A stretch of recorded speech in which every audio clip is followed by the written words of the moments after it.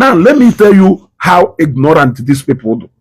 Ogo na ha say na video nwunyawo, na video nwunyaji media, na video nwunya. Kelu ko si we jide media yet. Una na choose little account ono ya bring it down. Oh no mana video nwunyaji media. And now with the platform here, no na pass information do big enough to overshadow nke ndị ọzọ. Ka ifunu na acholo little platforms na-ekwu ife nwe isi ono ya bring it down. Yotago mmadụ na anụ ọgụ where he can easily have your way. I want to put on at this door that you can easily pass this door. Why are you fighting? So, for the fact that you people are still fighting that this social media, believing that it is only was also page video onya go say no a lot of job to do. A lot of jobs to do. And rather than just unfollow a page, you will not unfollow a page, man. On an actual. Thank God that some of you natural page you know ya I bring it down. That in recent time now some of them they busy up on a page in now Instagram now bringing their pages down. You gotta go because what you give is what you receive. If one doma adanogo will enforce it. You gotta go. If na wo simple from the Ezeugo to informa ona makwa informa. The only informer onuma as Ratels we fe video mail. Another person may nenu a touching story nshialo maka if you be nabo. Ofunye wonye mfurudero si hey na akwa this woman na ebe na emetu ya n'obi. Imagine no video post to that story.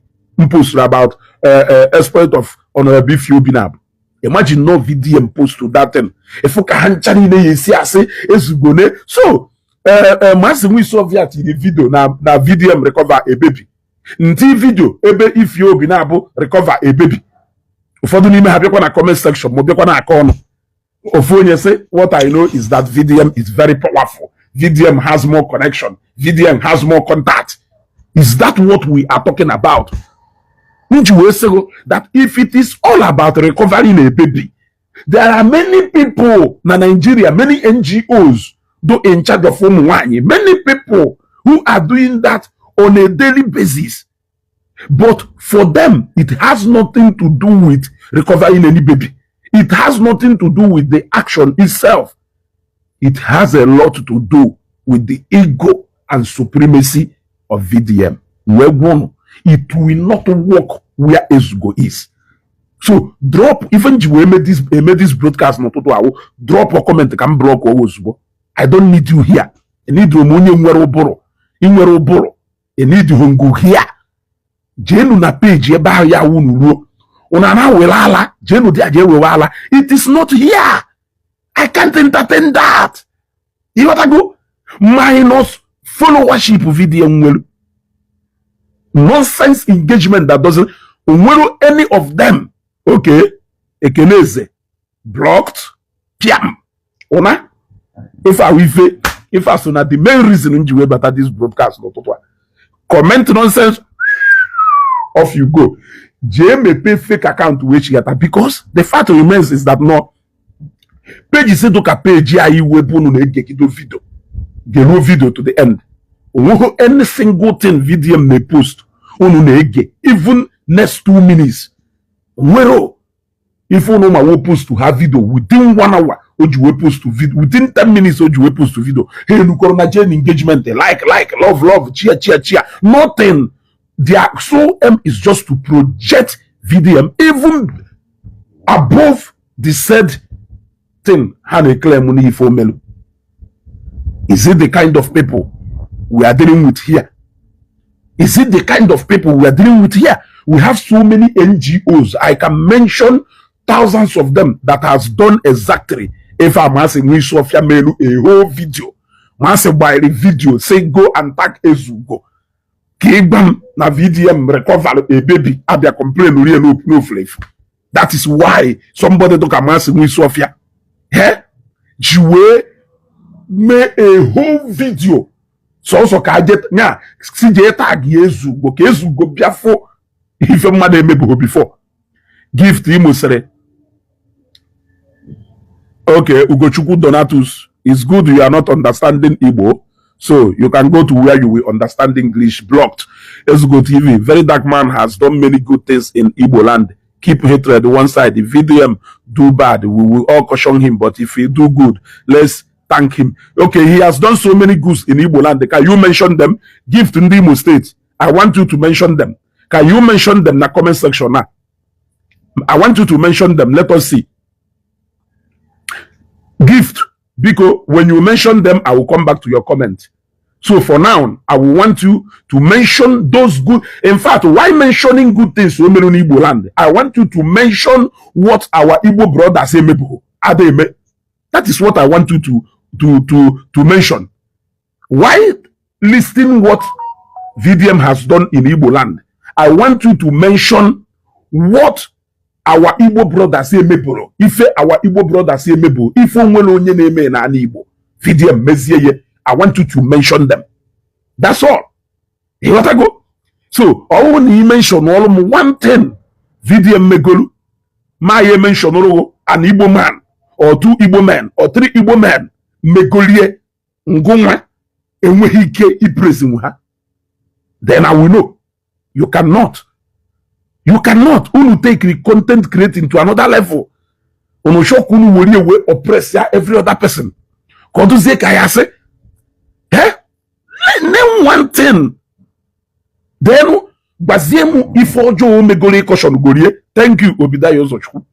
Bami ifojo megolu ekosho gorie no meri ifojo. Maka na ekwu ma na ekwu ibe. Ese na when VDM do bad, we will caution him. Bamu otu mkpuri ifojo VDM megolu. Ngumwawu onya caution oye kwuo na ifo omelu. Na odo homma. You cannot mention. So, in every single thing we put out there, imagine to the point and I'm the mother na attack him na very dark man. Na Bona Boy woputale ego. Show elu school na community na state here. We instruct of VDM to go and be supervising that project. When they release his hard-earned money through VDM account, it is enough for somebody to come and tag me. Na VDM they supervise school Bona Boy na alo. Is if or that lack of one. Ka ime nuru nwa yebere ka inwe godu obulu chechiche. Thinking beyond sentiment is very important and it's enough. It's enough. You want to go? There are so many things our people has done that is Sunday. And when so many people, so many things our people may go do online. They don't care about them. Provided noble of VDM, they don't care. Look at a very touching story. Somebody happened the story. Kelonye in his sensible mind, Yafwebe a grandmother nelungwangwe for 50,000. Wherefore that girl unebedia. It disregard go do the story itself. Natural VDM. It disregard the story itself. So that story itself, the first thing as conscience and the story we ya atosh godu about that story. This woman is 50,000. What is 50,000? If this girl if our wickedness, thank you very much. This is something only do reasonable. This is something only do reasonable. Mana he all disregard is the story simply because the story any meaning to them provided na noble VDM not on top of the situation. You want to go, my dear, do your own good and leave others. Stop discrimination. You see why sometimes I fail to understand them. VDM on an amen ke happen kendo so I went on kumake. If we VDM keta on amen ke disregard yan kendo so I went on lota ade kumake. Also say wonye na emi forma. There are so many Igbo people. I don't want to talk about Yoruba and Hausa. Nya dolo habeha. There are so many Igbo people that are doing extra wonderful things. Look at the other day concerning this guy in the police because no Harrison Gwam raised that awareness, people reacted, police acted, Harrison was still leading the campaign. They are now Hana Kote H. Nasre in the spirit of Onyemi Forma. See to ye, Omi Fojo, say Beno Meri Fojo. Let us assume that na the issue Meluna Uchi, na video na Harrison Meri Fojo. Ono condemn Oyemba. Kuome Panuri Forma na the case of that guy in the police Bawulu. Why ni ye make pono say na Harrison oh, well done. They all came out again because ne problem hanenwe. Any person merife, they are compelling that person straight with VDM. E what I go? Onye kapmadu jiwe bia if also bidoro imewu e compares honorable if you binabo na VDM. Onye ka nwe power, onye ka nwe connection, onye ka nwe distance, onye ka nwe fa. Is it about connection? It's about result that has been produced. The same result will produce, VeryDarkMan will produce. So if the result is the area he focus on, then you will not compare any of them. You will not compare any of them. But they are not interested in the story. They are only interested in their Jackie Chan, which is VDM. I will say no. It will not happen. It will not happen. Also, no threaten one no ya bring that account to na Nigeria. Ono ya bring that account down. Ike okay. Good luck, Elendo. Blocked. The last time I know I don't talk more than VDM. What I go? Okay, we'll to the academy show a video. Show a move go on a long time ago till today. Academy show a video. Account of videos will show where you see the videos is so above 50 now. Videos will show and in all those talking too much about show you are enjoying it. You got to go. So iberi bona we even choro can go on a page. You got to go.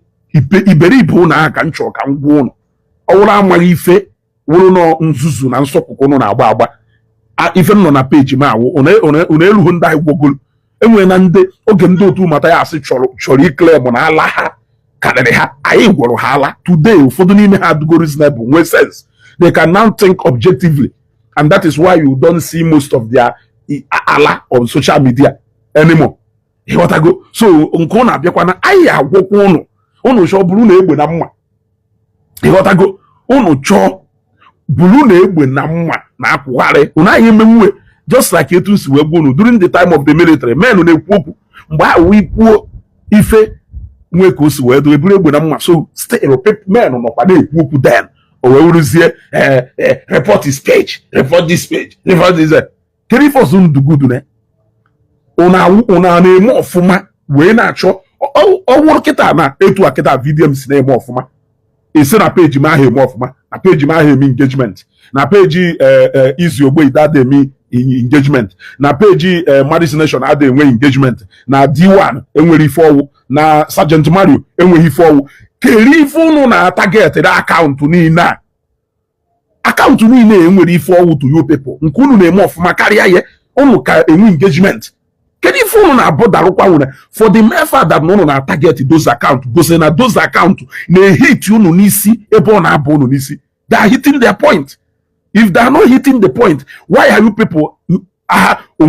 He show me say na all these people anybody one day follow account to VDM as a threat. I have never seen VDM with 4.something million followers. I have never seen his account as a threat. Reason is because account here prevent him if so can even major can just bring the account to VDM down.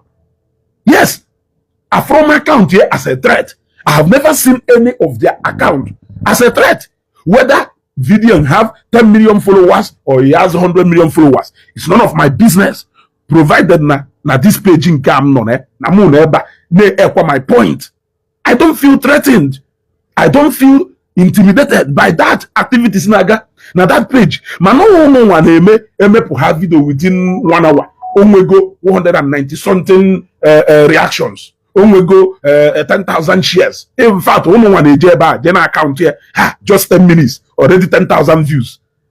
Ujuhupu na afọ Unu ya biakwa na nke anyị na account n'elu video message over 1 hour up to 200 people I like about there. That less than 200 people I can echuola. If we yeah, animal like ịkọwalụ mmadụ. Yeah. Animal like ịkọwalụ ndị mmadụ maka one thing about me is that I will take time to teach you.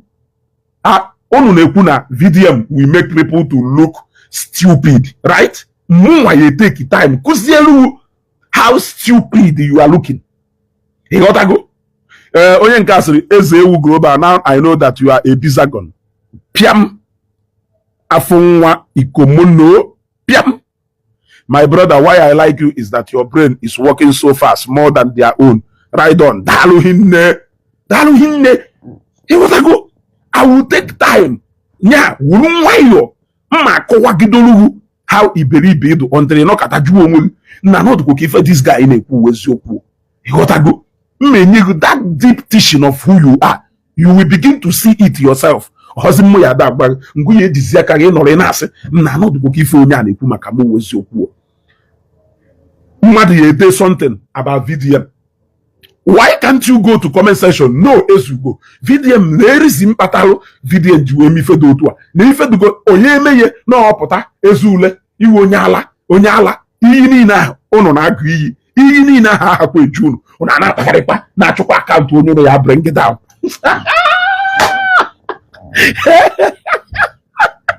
For the mere fact that na APC nwere as big as their party, how more than how many governors? More than 30 states now. Or APC, the leadership of over 30 states. Which of course they may say that no place he has an advantage against other political parties.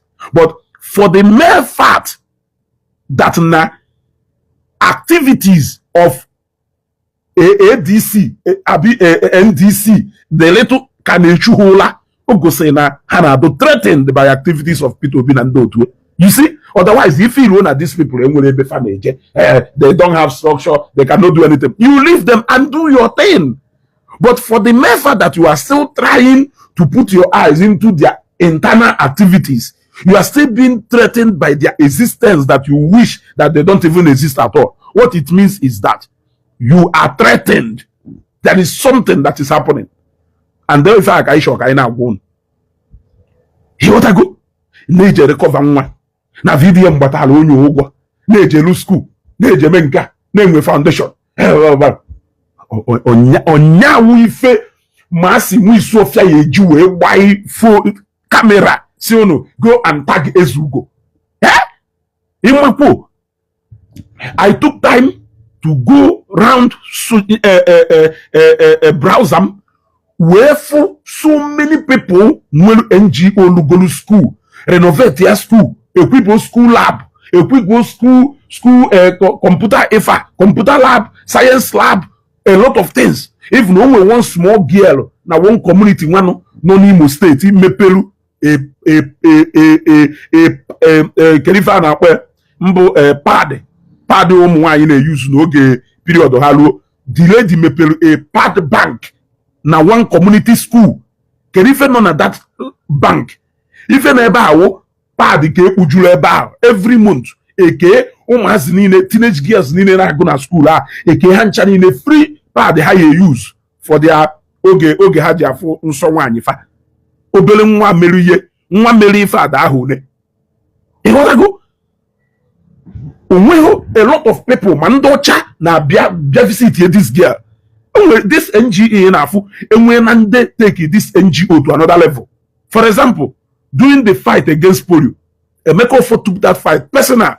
I don't care whatever thing mmadụ nwere ike ikwu about Emeka Ofo, but when polio was declared that Africa is polio free, the international organizations they recognize Emeka Ofo for leading the fight against eradication of polio in Africa. That is NGO being funded mostly by his money. Another people tire go na foreign partners. Mwelo honke anokata ufonye asino send 50 okay. Amidu Bala blocked. Come with another account. Oh mono.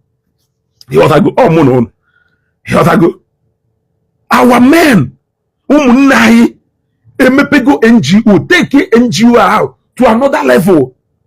Ụfọdụ n'ime ha wụrụ ịda afụ maka ụmụazị that are out of school. A lot of them put to go just like this particular girl Nnekwu. The particular girl Nnekwu enrolled go more than 3,000 teenage girls now both primary and secondary schools in Imo State.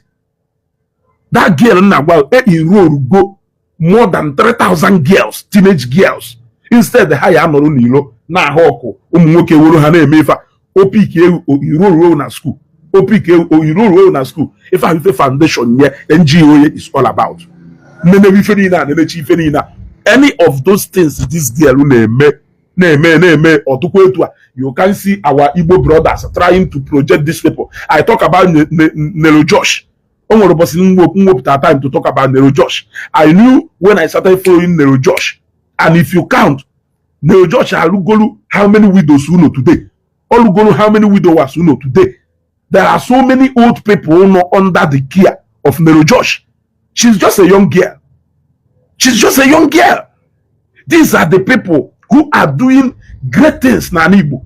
You will not mention them. You will not celebrate them because it's not VDM. Tomorrow now, VDM no katase no nwere onye oje lulu uno.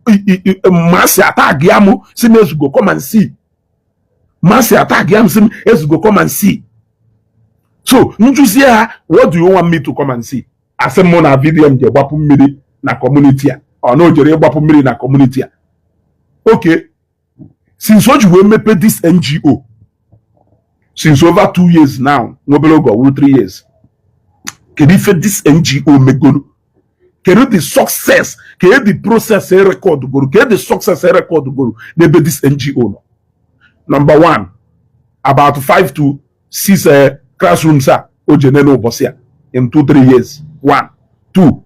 Everyone ojere gbapu mmiri ruo ebe a si na-eji 15 million which wusis and wisa de bia ebe a. 2.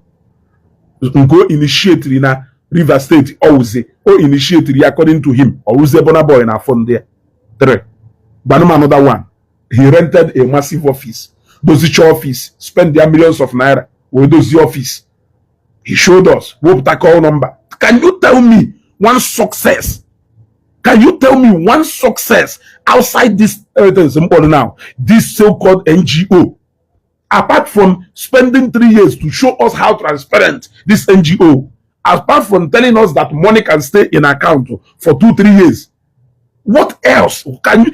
In fact, he took more time trying to prove to us that he is honest and transparent. He spent more years trying to prove to us that he has integrity than he has actually worked with this NGO money. So, what is there to celebrate? I'm telling you, there is nothing. I can adore Okuro Randibo. I will decorate Okuro Randibo with gold. Because Okuro Randibo will go many records, unbreakable records. All in Nigeria, who a society now function very well. Government are supposed to go and recognize Okuro Randibo. These are men who has done wonderfully well. The record are there. The record speaks for them. Yes. Yet, Okuro Ada run any NGO. How can you celebrate him? You cannot celebrate him. You can only pick 1 or 2. Mana, the same thing. VDM no. Defend the because to you, VDM is just perfect. You can even support him to use the tool of empowerment to na Facebook against our own brothers and sisters, and you will see it or do so normal. Or do so normal that somebody took a bill of Nobuda. Somebody took a bill of Nobuda, employ more than 200 of one name na one name. Ni yeje kotonye bini kobia bianyoye koko ina akolo yaka. Isen na mamife na nya ine ne chomwe ga akwụkwọ isen na emu ife. Isen na emu ife. I want to understand. You want to prove to us that you have integrity. Turn yourself into an integrity machine. Kai go bezie with the way we buy. Go with the way na gate here. Go mount a CCTV camera na office here. That is obviously something you do good at. Mwejeze go say ha okwunu na celebrate onya. na Nigerians tokonyolo ego nye o wee jezie lụọ 7 classrooms unu wee ye ekene ihe more than Nigerians who actually contributed this money. We just say free 2-story building, school L shape, alulu to standard, well furnished. Bishop also borolo chastalo, we nye community free. We gwa na ohoso no lo chalo school are free. No mo akwụkwọ niile na alụ na agụ na agụ akwụkwọ free of charge. Eselaziem Ezeugo kere nke elolo. Oh, eproof gorongo keta. Na ife ahụ onye a na-eme unu chọ ka Nigeria niile kwụrụ standstill. No bishop ka Nigeria. In fact, the government in Nigeria supposed to inye bishop honorary award. Ịchọkwazie ka compare wakwazie ye with me. But you people are trying to project him that no na-eme ife mmadụ ada eme because ọ bụrụ na ife ọ na-eme ife mmadụ na-eme. Ome ife ekenekwe etu esi kene ndị ọzọ. Ihe gezi tag gba mmadụ niile epụta tag ya ka m bịafụ no luru school olugo n'elu caterpillar wosi je break e wore o ka bịa neneye. What is there? Can even nenene there?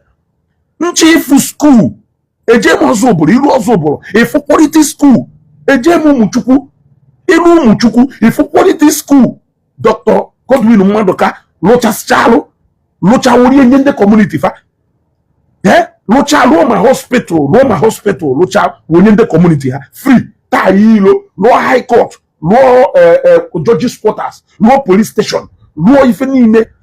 Dr. Godwin Maduka of ụmụchukwu wụrụ na ụlọ ọlụlụ na ụmụchukwu be ha ụlọ ọlụlụ ndị mmadụ wụrụ na oluboho 200. Majority of ụlọ niile do around his vicinity na ụmụchukwu wụnye alụrụ ya lụcha Roma garden lụcha garden ahụ werie hand ya one guy ya si na onye aṅụrụ maka ọgwụ hand ya that guy say that guy ebe ọ na-aṅụ nkwụ gazie ka manage ebe a na-aṅụ nkwụ the guy pụ ụlọ nwee egota ozimoto ego na-agba n'iro na-enye ndị mmadụ akaụntụ. These are the caliber of men anyị nwelu na ala Igbo. Ị na-asịzi m bịa idolize ba VDM for what exactly? For ide gym bụrụ akpụ obi n'elu n'ala ka ibu akpụala kedu ife mmeje idolize ya ọsọ ejebe na gym kedu ife dị ife ahụ ọ na-eme special anyị emepụ oge ogoro moto o je fake n'ogoro moto. You want to come and start tagging Ezeugo na VDM go moto oge ngoro nke ma atagere ngo. When I bought my own atagere ngo ka nke nna anya ọtaga ahụ n'anya. I don't understand. I don't understand. Oge ogoro moto ụnụ tagere mmadụ niile ebe anyị nwere ụmụnne anyị pakichalụ Rolls Royce a na-elecha 1.something billion na compound fa yet people amahọ ebe anyị nwechara ụmụnne anyị na-anya moto 2026 model ụfọdụ n'ime ha kwụbara ya 3, 4, 5, 6 na convoy. Kedu ife na-ata gịrị m? I don't understand.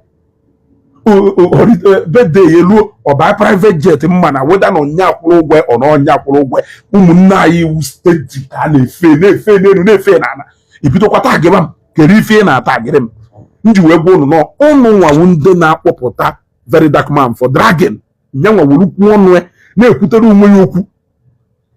They always, when they do a small thing that people do, they will want to make it look like there is something exceptional about Ifa Hamel.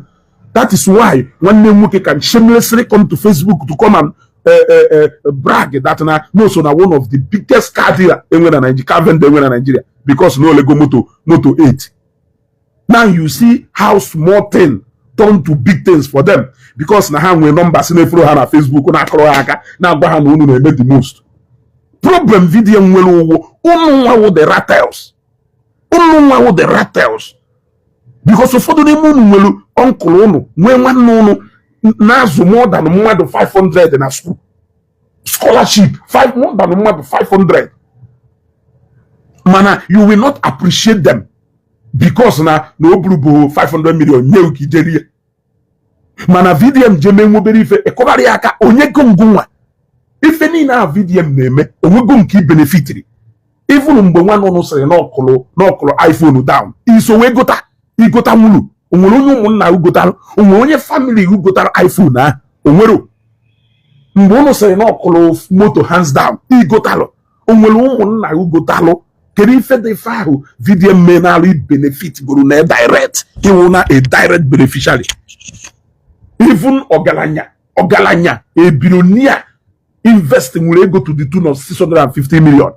Okundo Ogalanya.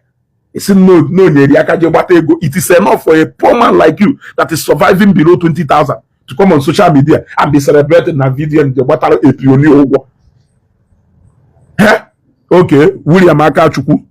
Him now will help you. Oh, blocked. Hey, what I go? Ejimogo no keta. It wasn't time. If you do anyhow, you see anyhow. Immediately, one touch. Hey, what I go? Hey, what I go? Umuge really brave. It's a must. Ahama yoga. Ahama say because when no sense don't because when no boro because maroni if iwu ne ya muife or less no nations in on a page here. Iwu ega mariri ife unless you decide to go nature in on a page Ezeugo then egaba mana hence man nature in here ega mu ife look at Mase look at Mase it shall come there ni Sophia Bono can men who are doing greater things than VDM. You will not call them out because you're jealous. You don't want to project your family or your town people. But you want to be projecting Onye Bini. Okay. Sylvester, you don't need to say much now. You need to equal much now. Hey, what I go? Blocked. Hey, what I go? You to buy no kata and we basiala. And now we basiala. Oh, if not a tell me what is there to celebrate? You are his fans. Roseus family no where he na page Roseus. Only for Roseus fans ya nekene gabaniru odiai echi okwa David Aifre asokwa na Zeus gabaniru mana Roseus family ayejezi jekowazie the whole people no na Nigeria gba ni were unu ya free ife Roseus me emaku ife Roseus na eme emoko how many people through the platform of Roseus to go empower the one man today ofodo ni me ha no kwara social media space here today. Look at Smalley. Look at how the life of Smalley go to change. Look at Oyibo, Nga Docha. Look at how the life of that boy is going to change. Look at so many people. A benefit go. Both on that Luluno, both on that in a school, both on that empower na business, both on one go business hane boom. Tell me why I will leave Los Zeus. Send an immortalize the VDM. Tell me why.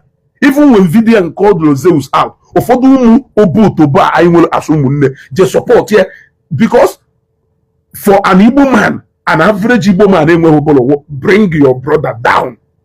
Opanuno, ahaman. Opanuno, ahaman on an Igbo. Hence, one day, or better house go, or better go off. Tell me one single thing VDM name, Los Zeus ahime. Anokata. Money hanwerike onwere ụbọchị a long time ebe Roseus no we me video awo na bridge new second Niger bridge ko mere video na VDM na money send either 5 million or 10 million can force the nya wole ga we me 100% delivered. Roseus family agbanunde no na Roseus family ushia kanante. That guy in a more but somewhere or doing the mado, even in the poleba don't know men and they would go. That is how much people will value for now appreciate it. So why can't you go to Roseus page and promote your brother? That alanina who jawe na page video. Why ne yabekwa we are the same ala na page because all Los Zeus Muriki de me phone with 1.something million followers or Amanolugo 2 million followers. What do you think will happen when he enjoys as much support? Now, ego neto katutana this NGO name auto. These guys used to go more than that money. Wejozi. Ego ne katutal. Now one fundraising okurora na melonye mwe kidney failure. And they raise 70-80 million into ne. No, Okuro erase polunde mmadụ ego. Okuro erase go more than 2 billion since oji we bido maybe for neme.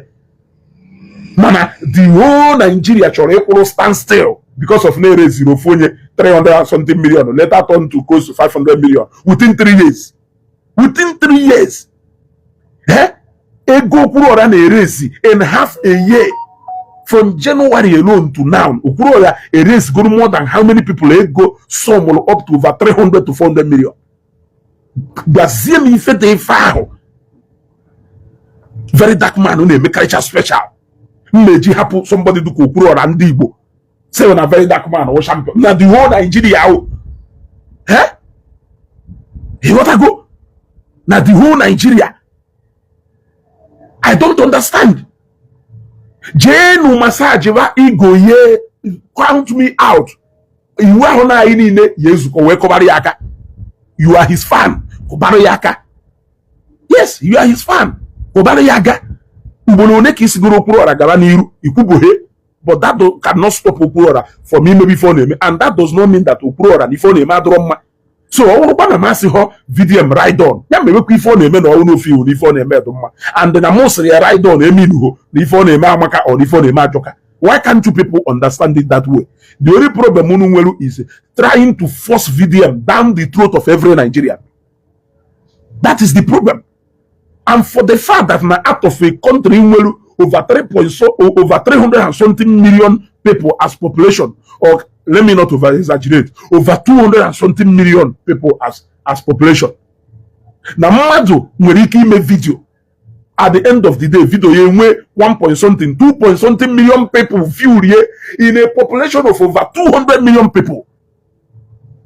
You people want to use it to show us not now the ultimate. Manije na page duka page untouchable na ndotu if video rugolu 9 million 10 million 12 million 13 million if you there ya fe na page ya. I doubt no one go video onye amelu since ojuwe maybe ife go such number because video na dey reach we a targeted audience only that 1 point something 2 point something million people hardly ke ya fu video go 5 million and hardly ke ya fu ka like onwelu exceed 200 and something thousand. Oh, that same people, those same people, the same people. Ome hapus hanchare nukorobia godo. And their aim is just to make him engagement. And if you prove to me that na onwenumbo Angela Nwosu ekugonya emaho ikwo jejuo onwenumbo Angela Nwosu na post more than 10 videos, 15 videos in a day. At the end of the day, video no n'ime ha ya do less than 500,000, 600,000. For the honest do post here, enwere somebody that can help tutorial. Mention them. Onwere so many of them. Igakwa through page untouchable. Ifukwa onwa video untouchable ye tikita pia. Bokwa ha kanko. Ndemwelu millions of even Regina Daniel. Ije na page Regina Daniels. Iya fu video 12 million, 13 million, 5 million, 6 million, 7 million. Your ability not to make research cannot make my brain na brain. That is why one of 1 point something million na page VDM on Ebu Nisi, one of 400 and something thousand like on Ebu Nisi. Can that change anything? That cannot change anything. And will people who 1 million followers, but how will millions of views na page? What does it change? If you people want to make him to look like the highest influence na social media, and he cannot use it to influence government institutions like Showore is doing. Of what importance? Okay, how can you honestly tell me mmadu mi ife do mma toye mmadu one na eme ife do mma unu na eto? I can natural comment in do to know because measure live broadcaster nka ya gakwa through the comment video am post yesterday night ifem block go ugogbo nka am post go no toto ifem block go ugogbo enough of your nuisance is becoming too much. Of course di mmadu na nwa agbogo ifini iwe unu nwere nke mfolo o we wuru a lawyer oyiri akwalo nya nmecha comment o den say why do we have educated ndi iberibe or somebody do like this is send go so more people to prison than ono poputala. I don't need anybody to tell me. You want people to come and praise informer VDM name by force, but before you, he want to destroy the image of Showore who stood for him 2 times. Even if you think that Showore enweghị ife ọma ọ na-eme, does it mean that he was wrong for standing 2 times for VDM? I don't understand. Ito dana ye say nekwe ife ọma o mere nna Showore take your flowers. Showore every day n'obodo a ka Showore na-akpọpụta ụmụazị bayi edite nọ na prison unnecessarily. Ụmụazị bayi agbala ọkụka ti na prison. Ịma mmadụ one nọ na prison for the sake of IPOB Showore kpọpụtara na prison. Ịma mmadụ one agbala ọkụka na ha kwuru okwu ti na prison Showore kpọpụtago na prison. All those things abụrụ ife ọma ka ọ to you. Because na ya na Ogunu nwere problem, we should crucify him. Ozi ife ọma ọ na-eme eme. Wee chọzie ka o wolu ụmụazị Second Timothy dịka ụnụ wee dimilo the image of Showore. Ụnụ nọkwu na ndị onye m ife ọma site oye gbakenelu m ife ọma anybody na-eme provided look at Billord odogwu ndị ebe na ebe. Ụnụ a na-eshi ife ọma mmadụ na-eme wee ghara ịma na onwe ife mmelu Billord today na ndị ebe na ebe ya ata afụfụ ụwa aja. Even if you cannot think, can't you think about close to 300 people who are directly employed at the moment under him, that those people will go back to unemployment? Ishege, do you know how many widows and widowers today that are surviving because of Billord? Ishege, do you know how many how many times can they use Zik in a Goliath award because of how many people on a Unizik? How many people on a College of Education, Manapoli, Manarambra State University? How many people on a secondary schools? In Asia about all these things. Before you talk, damage you condemn Billord. His personality, you want to damage him because of something. Manona, onyemi Ezeugo, onyemi former sito oye. Can you form unamuife we former? Unamuife we former? Unamuife we former? Ezeugo ide we build the page to 1.something million followers. On way home to town, no ya bring the page out down. Or if former can go okay for job. Unamuife we former? Can you form we former no what? We former we former? Look at this young man. Showore jiwe confront Ned Nwoko. Yana Ned Nwoko we serious problem to the point that Ned Nwoko Chobaruzo is where arrest Showore. That guy today, because no a ratel maka, the majority of the ratels are anoman we may log Brubofia. Showore fought Ned like this before he was released. E wopu Showore, I chef that guy in a prison. We keep to Makaya again. Today, also go na prison pota. Yirikwazi awororate ye every day in day out. One on social media na pari Showore and his barret guys. Ndị Ratels are na akro haka. Because problem hangwelu wona once you have any disagreement with the VDM, also ko wulu angel no wa. Also ko nya wulu na gonna chukwu na no na eri. If you wekwensu, they will do everything possible to damage your image. No, actual account no ya bring it down. I'm far ahead of you. I'm a mifunu neme. Unu mewe mecha ya kosakwanya. Yes. When funu yeme. Unu che na media freedom enwe na Nigeria and also ogono ya there enjoy here. I don't even understand their problem.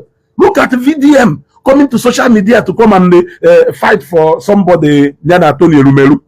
Non a court. People who with short memories. People who cannot reason beyond this moment.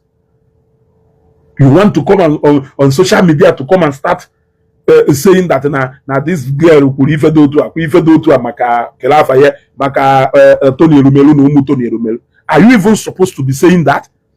Are you supposed to be saying that? What was the case that made Showore to come through for you? What was the case? What was the case if I may ask?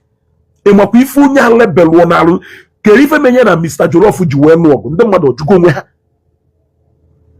I na-ekwu na nwa Mr. Jollof abụlọ Mr. Jollof Moria. Did you even think about the image and future of that child and the mother? You want to come and start thinking about the image of nwa Tony Rumelu because na gonna Showore enwe problem and Showore throw kwa the same way to throw behind you mgbe nye osisiri ọgbụ n'ọnụ to quite the same weight, just for you to show your people that show is fighting for everything. You put on social media, baby, the mother need guarantee. The mother need guarantee. You are trying so hard, yes, to be relevant, but you are bringing yourself more down than you can ever imagine. Yes, you are bringing yourself. Abamundo mother, before they may find Odoka, Mbao, Zion, na adoration Enugu Weroku, because of Ife Melumba, because Namoko in the Zion, because of it. Eshini if I want to Fadambaka Melassen no his beef for no man. It was in your council if any no mel. And I'm up there like you may be fire man that you will become irrelevant faster than you can ever imagine. You have to be you have to be very objective. You have to be very, very, very objective in whatever thing you are doing. If not, you will become more irrelevant than you can ever imagine. Okay, do you know imifonya gwanwa ABC or Jacko? We for Buffer no. Imifonya gwa Bobrisky no. We for Buffer Bobrisky no. Imifonya gware ya bojo. You have more than how many defamatory cases in a court? More than 30 cases in a court. In fact, more than 40 cases in a court. 2 of such cases. It will determine who. What I go? What I go? If you are not speaking from a place of bitterness and anguish, are we ignorant of the fact that many have been doing this for years without making the public know? You can decide, Shelu.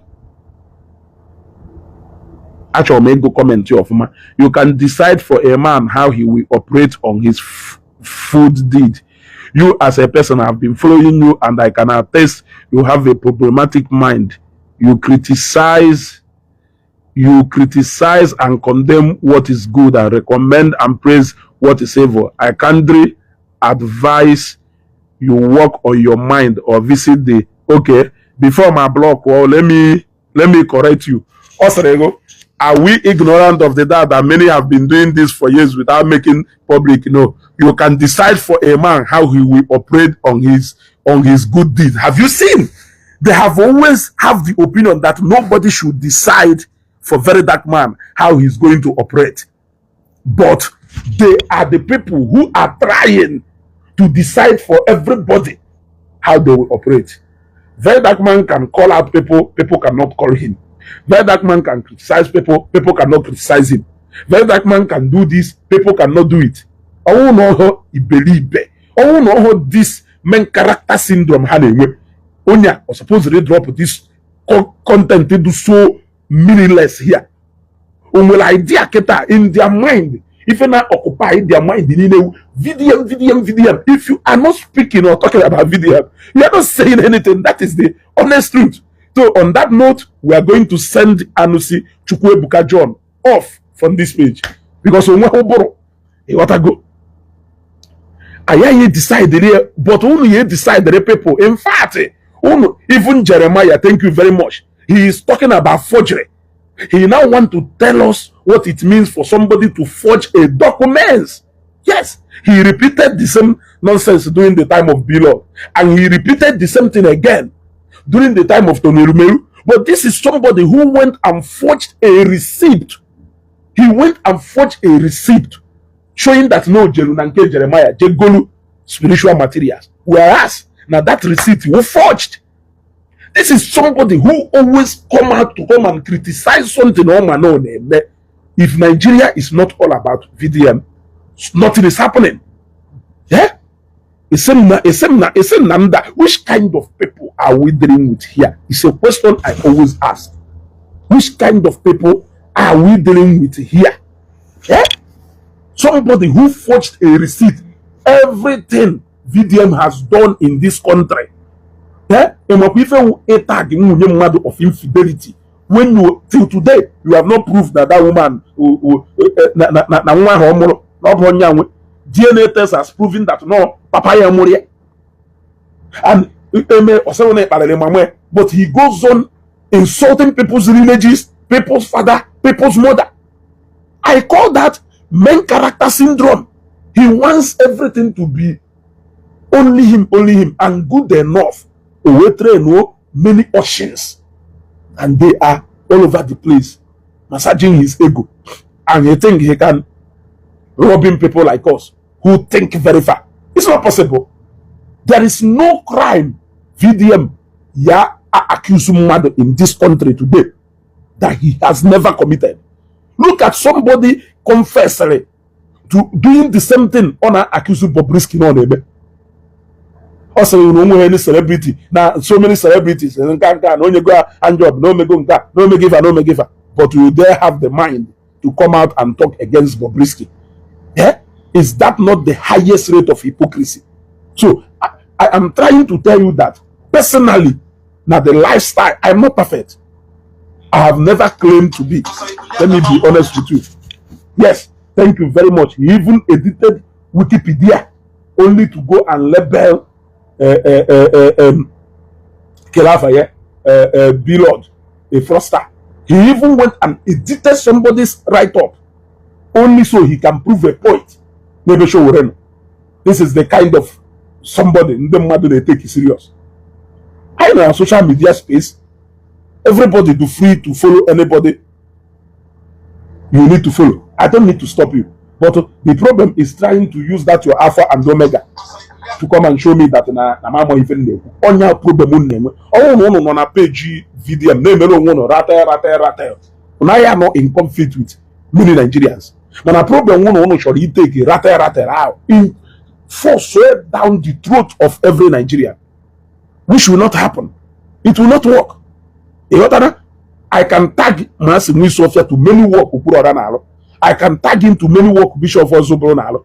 I can tag him to many work on the mighty. So many of them. Go. Yes. An average big man on an Igbo will impact in the life of many people around him. If not because of how we carry many of our brothers along. And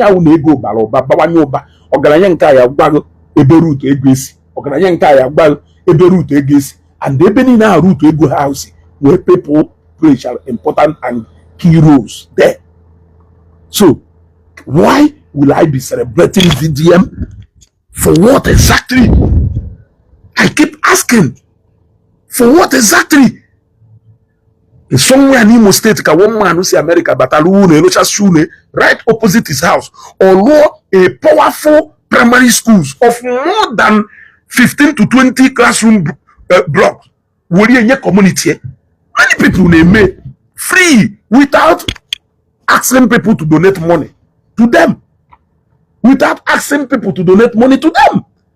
Okunye mi former etoye has no head bridge. Mgbe mechiri afiogo bia ba ahụ emege head bridge ọ ha alaka ọnụ na awu. He came here and led the protest and go back. Ndị jere okwu emepe head bridge. But let us even assume that na not because of no biaro dia keju emepe and yes onye mi former sit onye mi fojo si kwo no meri fojo. How many times ka emechi go trade fair if I ba je ba emepe? How many times ka emechi go Ladipo if I ba emepe? How many times ka emechi go la Fendi Igbo na Lagos if I ba emepe? O meru ka ya resi no sabotu akowo. O me ka ya re ka ndị mmadụ gara ikpere ekpere ọjọọ ekidori ekpere ọjọọ were ụbọchị ọnwụrụ. Eche nasịrị onye m ife ọma eto oye tonu ni enu ebe ọ n'ime pafiawo ije iwo champion. If I should be the champion because he has done it more than even anybody. At his VDM, you can say he has done it once. If I has done it more than 5, 6, 7 times. In fact, all no cannot do today. Hadrik yafo an Igbo man nwe problem we kosuwedo onya ke ya gbakuje. Hadrik yafo ebe mechiri afia ndị Igbo. Even ọwụrụ na Ifeanyi no ya mgbe mechiri afia o Ifeanyi ka eji okwu. Ifeanyi wonya ye je dia single handedly me ife ni na mepe that afia. He has done it. On a record here. He want to go. Mr. Blessed, I will reply you before my blog won't go. This guy is jobless. Broad daylight when Igbo men they hustle. This okay, thank you very much. Here, Brugodos the first. One maybe VDM your alpha and omega no at this moment. Ofiki. ofeke dokayo e yakwegodu mebe Billord your alpha VDM your alpha and omega e yagwa m shop ye bo kpowala afia. One, because mma gwa ebe mkpowala afia. Two, in fact mma egosigasi ebe mkpowala afia mana ihe burugodu uso gosi m one single place VDM mkpowala afia. Gosi m that office ebe VDM na-alụ. If you cannot show me what he is doing for a living, mana ị na ebe a na-ekwugheri if ọ na-iwu elu tuzupu ebe a na-ekwu ma na-ekwu ibe a na-ekwu iche na ha amụ ife. Gosi m ebe mkpọwala afịa ka m gosi ebe mkpọwala afịa ka m fụtụkwa na ofe ife nji wee kee ọkwụnụ si na onwe ife nji wee kee ngụ rezi point kịta wee so na onwe eri ife nji wee kee onye enweri m aka ọrụ mana onye adụ jobless. Ịghọtago ọnụ niile ha ya akọhụ VDM bụ ọrụ si niile aha n'ahụ. Ọnụ niile ha nwa ya akọghị akọ ha niile na lack in those areas. Ụfọdụ n'ime ha na-asị unu do jobless, they are actually jobless. Ụfọdụ n'ime ha na-asị unu mere nke a, that is has always been their predicament. Look at it. Before the nke ọ pụtalụ n'isi na onye eme nka, he has even failed to do business. Or if not because of the ignorance na run in their family, how can his bro ama na nya na nwanne nwoke ya enwe problem after nwanne nwoke tachala ada okwu a? And one day ha ya apụtakwa brag kwa about phone on ha legolo ha we get so we have of course o mere mbu video mgbe na o si na I have sold over 200 phones for somebody nwere 4 point something million followers na-eme video na akụ 1.8 1 gono. You are able to sell only to sell only 200 and something phones with how long, with the kind of numbers they claim money well. Are you not a failed businessman? If we should rate you, is it with the number of that phone here you a crash phone business in Nigeria? Is it with the number of that number of vehicle here you a crash motor business in Nigeria? Ezeugo duke efifie. Still, his followers are still unable to reason behind their nose. And if you ask all of them today, they will tell you that now VDM maybe say business in Billord. They will still be so naive to tell you that. They will still be so naive to tell you that yes, now VDM maybe say business in Billord. That can be how naive for the name had. They will tell you that.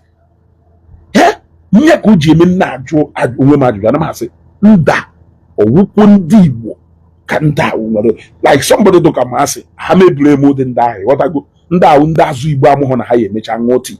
So we mecha futi. Onwe ko yesi apoti. Onwe kati yesi adwe nanya. So I don't blame such people.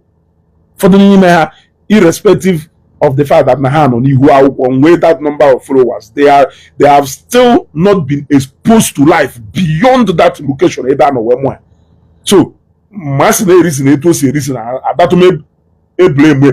O nwere onye ya awụ ọwụrụ nya na erisi na etu ahụ o si erisi. Somebody doka ụtaba, somebody doka kele onye ọzọ, onye obodo na erisi na etu ahụ o si erisi in this matter that has to do with Billord and business, because na onye obodo wo an entrepreneur ka ọwụ o mewe na business and he has traveled, he has seen things as a travel and see, or due to exposition onwelu how exposed ọdụ ka o ji wee nwee ike onye adoro exposed go enweghị ike understand the problem do n'ife a na-esere Billord na VDM. That is the truth. Ịghọtago Ogbonna dike o wutere na mụ na na-azụ ofu afa hai ndị apịta ọnụ dike hai dike afa nwere ugwu hai ma blọkụ mana anyị o wutere nne na-aza dike chenje n'afa ga ada onu zaba na Ogbonna Emenike ma ọ zaba na Ogbonna Okonkwo ma ọ zaba na Ogbonna Edonu. Ana m ayọ ọnụ ga ayọ ọnụ hai dike na dimkpa dike hai Chineke Ogbonna dike hai ndị etetọsịchanụ dike ndị etetọsịchanụ dike ịmakwa afọ ị na-aza ife a were akpụkwu ị na-aza dike as big as you are with the agbada sakala saka iyi ị na-akpụkwugharị hai blọk ọgụ ịghọtago off you go. So I don't understand. It is only somebody that can understand exactly what we are talking about. And that's why you're the home choice. Do I really have a choice? I don't have a choice, man. You know what I go? So, these people, Adama understand the has a reason. Video. Abian and Newaya. Make a video when we begin to talk about people who has done things. Who is VDM to men? Na men no na community who say happen. Make all who call make a specially for.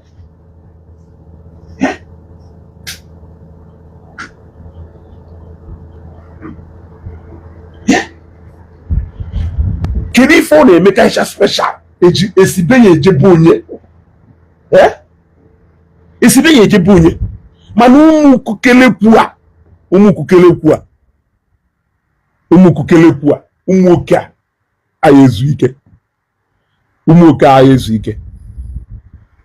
Masepụta sị, gaa ntaka Ezeugo. Ekushigatara nwa ezuru ezu. Go and kelu post ya. Go and ntaka Ezeugo. Ai Chineke.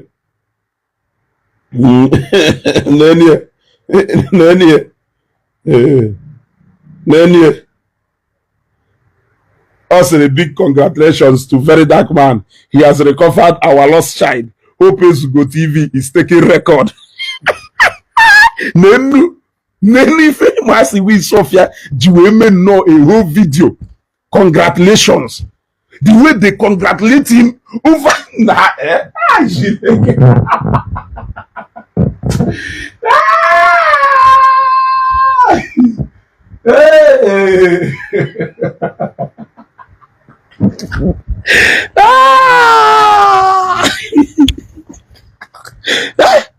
if people may make different places, when we will learn? When are we going to learn how to promote each other? When are we going to learn how to promote each other?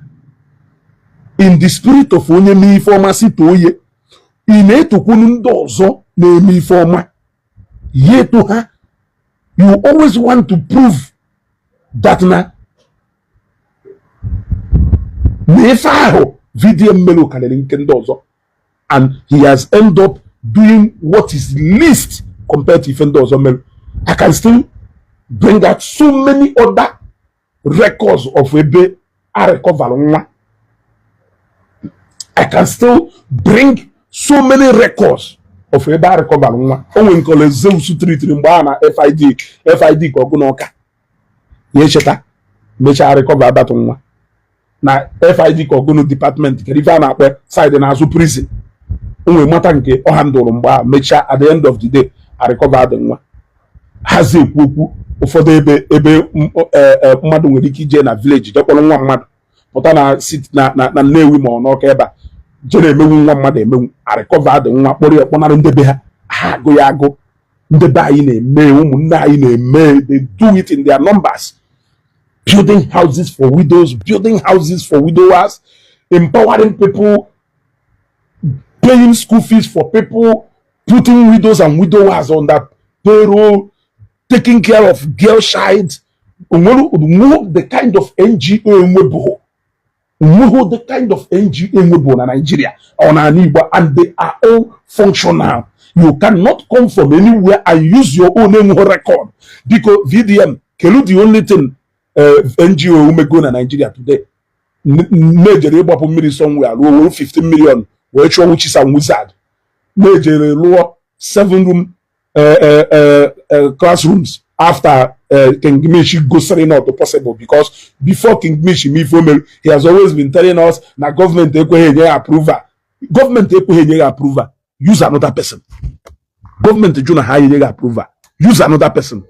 In our way, use another person. You must not use yourself alone, because my NGO is not your personal business. You see, use another person. So yeah.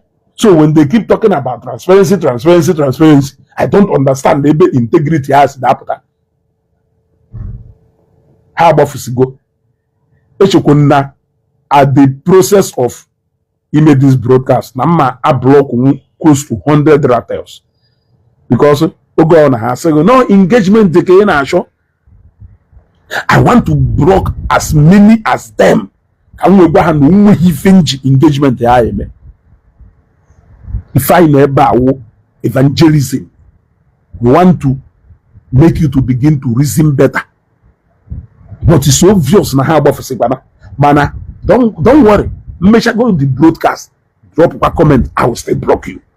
Can you know about on a platform neither? Unaya contribute to positively can do some motive. Igwi ni wo ofeke, ni wo nyala, ibesu sugare, unka, video is bigger than you. Video or if fact a mother is don't call no. If you want to make pages of people, you cannot even engage constructively in a matter and a discourse so that people can be able to learn from you. You want to go? Okay. You could also cosmos. You want to go? You want to go? You cannot engage constructively in any argument so that people can learn from you. No, the answer is no. You can't do that. Kedifin was in a platform in them what they made. And I'm also encouraging other people and other platforms. Begin to delete them. Start blocking them. The only page that is meant for them is VDM page. Let them go there and they find themselves there. Don't allow them to come because they lack ability. They lack ability to interact. They lack ability to engage. You cannot learn anything from them. Even video measure share video kita. For example, Mass Dibia Urifo Kuchalo Maka how selective in the ABS do. Now he publish arrest of Ndedibia. At least now broadcasting you can be able to learn this in pattern. You can arrest Ndedibia we carry and the pastor. You will learn it there.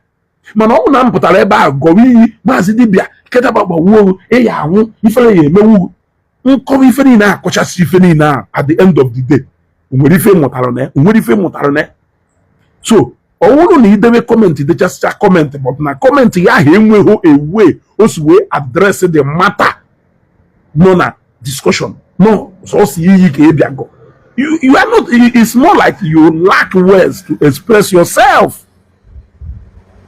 It's more like you actually concord with Ifonya Hukuru. Because if you have no, now video ma how name if do to no reason do onya say na say na etu if una epu ayata emegido animal like comment ya o hosi ka ya dago onya reply ya onya respond enwe more like engagement in that particular comment, still discussing about the matter.